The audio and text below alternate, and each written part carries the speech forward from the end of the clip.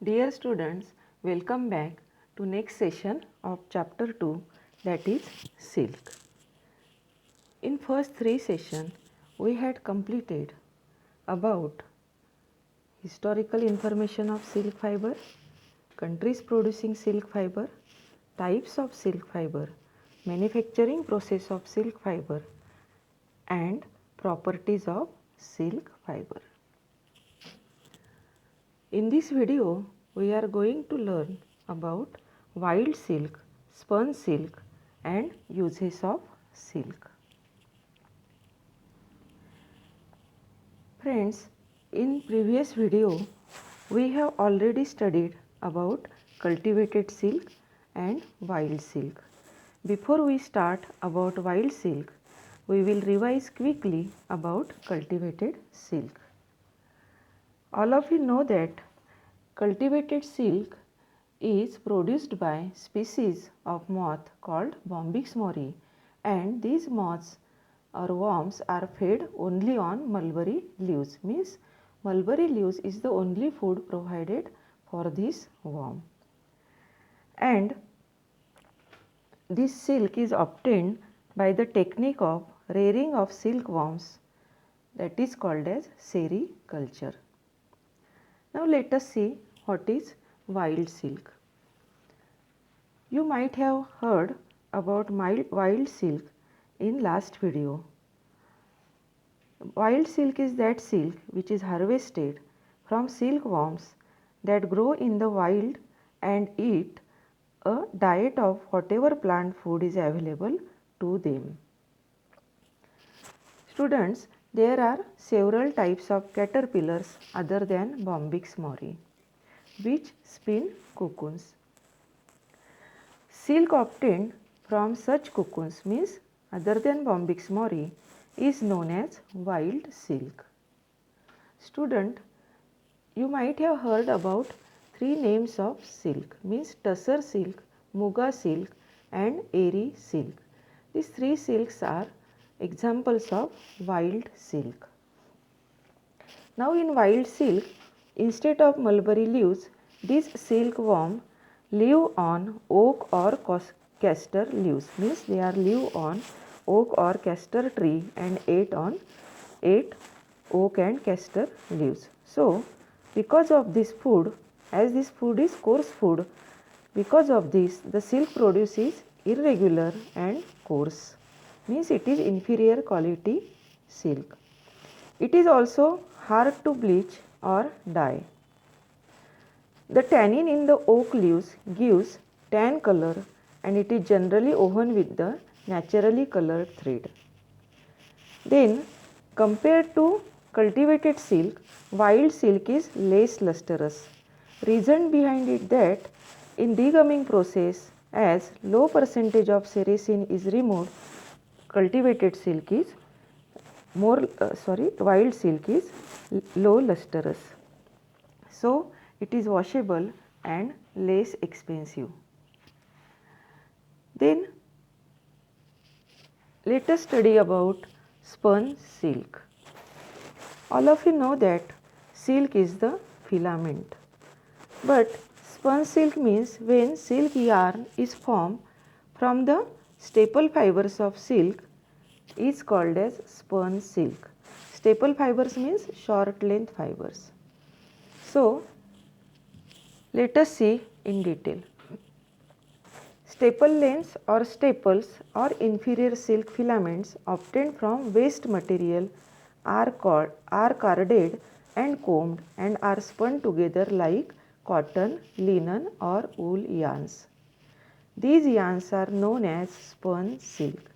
Means manufacturing process of spun silk means how spun silk is converted into yarn.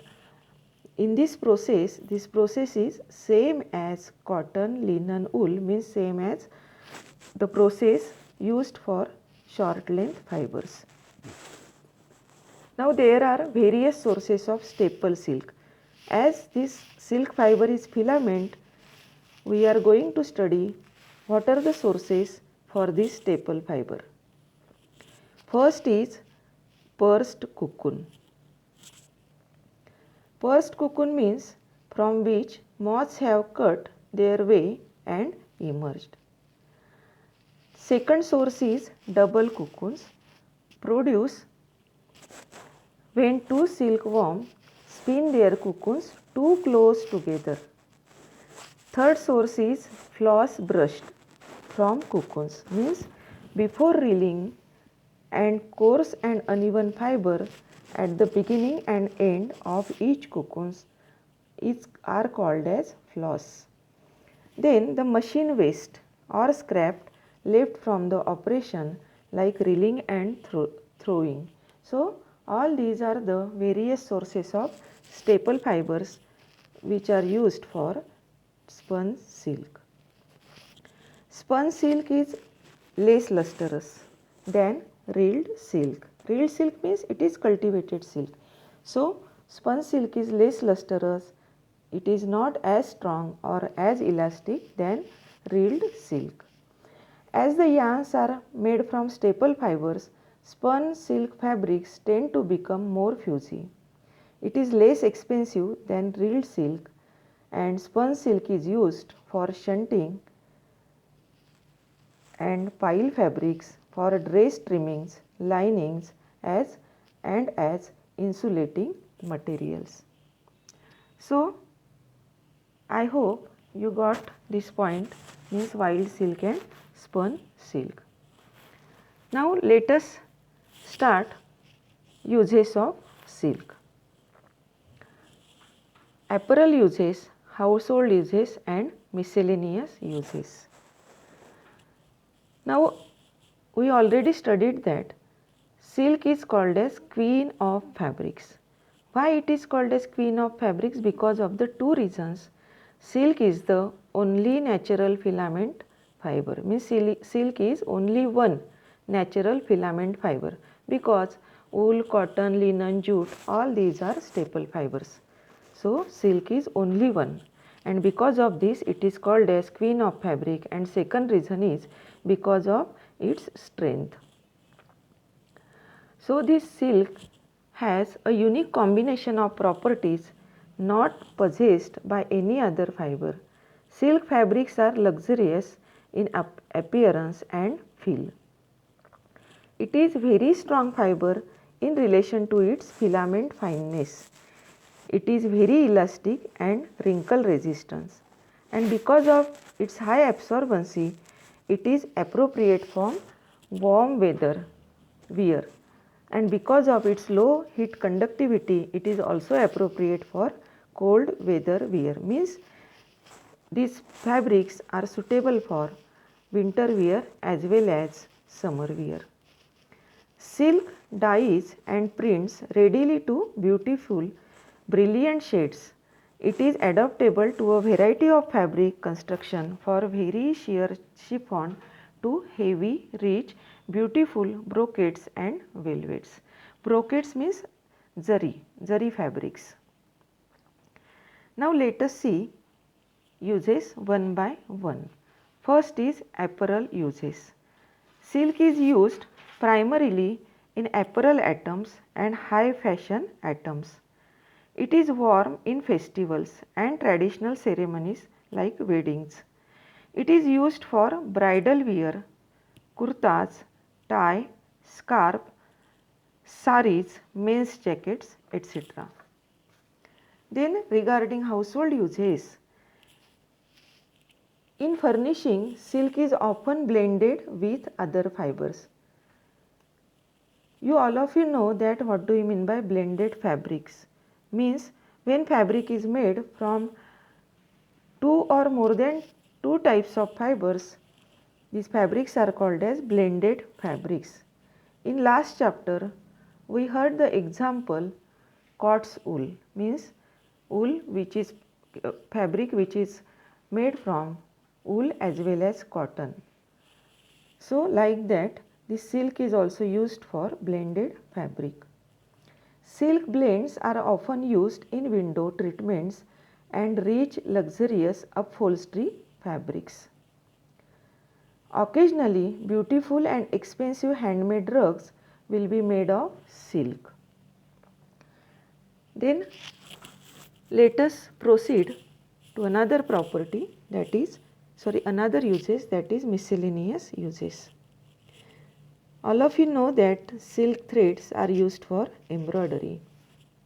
Then silk is also used for making fancy articles like head ornaments, handbags, bows, ribbons and decorative articles.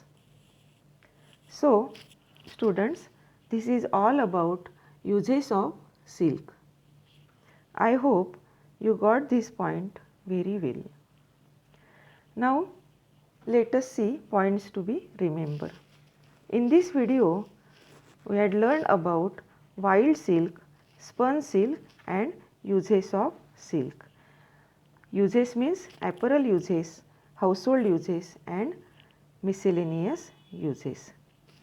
Now assignments. First assignment is differentiate between cultivated silk and wild silk. So all of you know that cultivated silk is obtained from sericulture and wild silk is obtained from wild. So this is the main difference, but let us see one by one. Difference between cultivated silk and wild silk. Cultivated silk is obtained from worm called Bombyx mori, and wild silk is obtained from other wild species of silk worm. Means cultivated silk, Bombyx mori are used, are the name of worm, and in wild silk, wild species are produced wild silk.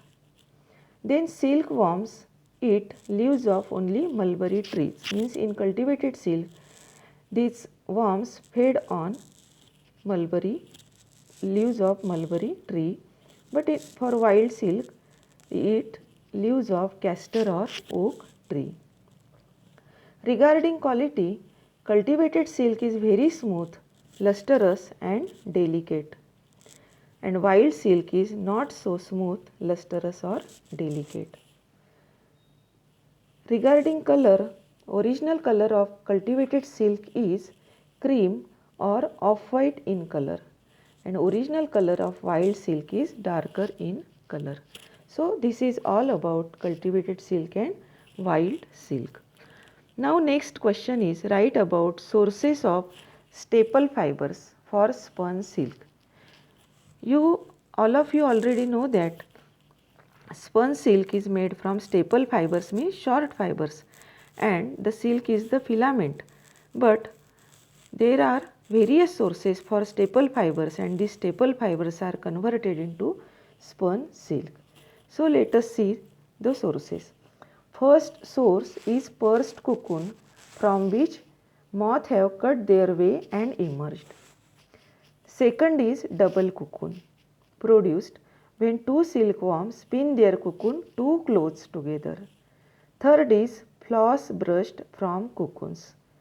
Next is machine waste or scrap left from the operation like reeling and throwing. Then last question is write uses of silk. You should write apparel uses, household uses and miscellaneous uses in detail. So friends, this is all about assignments. You should write this assignment in notebook, and I complete this session. Thank you very much.